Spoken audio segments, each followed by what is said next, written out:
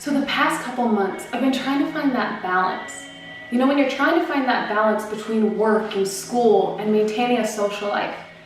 And honestly, I thought that I would have it figured out. When I enrolled into college, I was like, this will be easy. I've gone to college before, I've worked full time and managed a social life, because I am a social butterfly.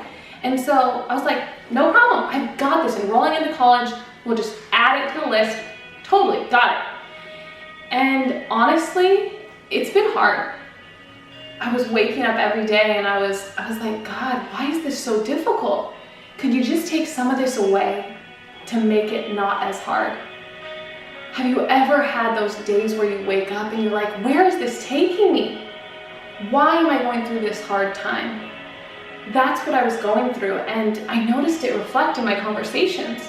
I would be talking to people and they would ask me how I'm doing, and every time my response was, things are hard. Life is difficult. And I got annoyed with myself. My responses, I was like, Camala, you're a positive person. Why are you responding in this way? And in that moment, I was like, something's got to change.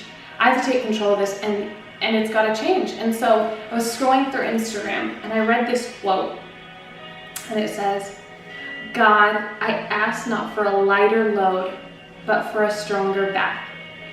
And in that moment, I realized the past several weeks I've been waking up saying, God, take some of this away. You can have this. And really, he's saying, just ask me for a stronger back, and I will allow you to get through this. I will take you through this. I will give you the strength that you need to get through it. And in this moment, I wasn't seeing that.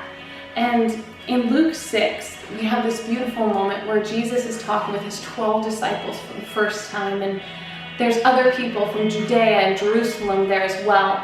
But it says that Jesus is specifically looking them in the eyes, and he's sharing this moment with them because he knows that difficult times are to come and he wants to best prepare them. And so in Luke 6:48, we start to understand why we're going through those difficult times. Jesus says, they're like a man building a house who dug down deep and laid the foundation on rock. When a flood came, the torrent struck that house, but could not shake it because it was well built.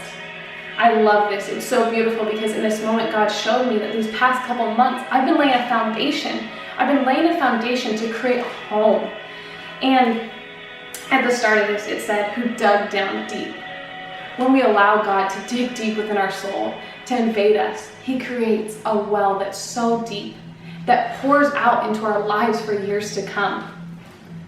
Laying a foundation on a rock creates so much solidness. And when we know that Jesus is our rock, we know that no storm can take our house down. When we create a house, we think about, okay, what does the foundation look like when someone's building it? There's cement, people are getting in the mud, they're getting dirty, they're building these walls and trying to create this thing, and it doesn't look beautiful during the pain and during the hard work, but at the end you get to see this house, and it's a masterpiece, and it's so beautiful that each piece of it creates a home.